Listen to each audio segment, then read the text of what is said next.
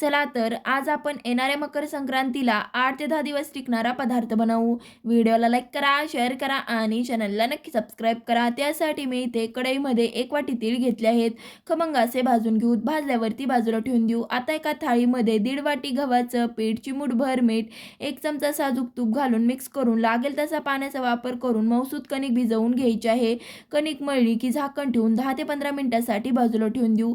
भाजलेले तीळ पूर्णपणे थंड झाले की मिक्सरच्या भांड्यामध्ये घालून बारीक करून घ्यायचे आहे. तीळ बारीक झाले की 1 वाटी गूळ घालून सारण बनवून घ्यायचं आहे. बनवलेलं सारण बाजूला ठेवून देऊ. आता जी आपली कणिक भिजवलेली होती ती छानपैकी अशी मुरली आहे. छोटासा गोळा काढून सुक्या पिठामध्ये बुडवून ज्या पद्धतीने आपण पुरणपोळीला उंडा बनवून घेतो त्याच पद्धतीने बनवलेलं सारण भरून उंडा बनवून घ्यायचा आहे.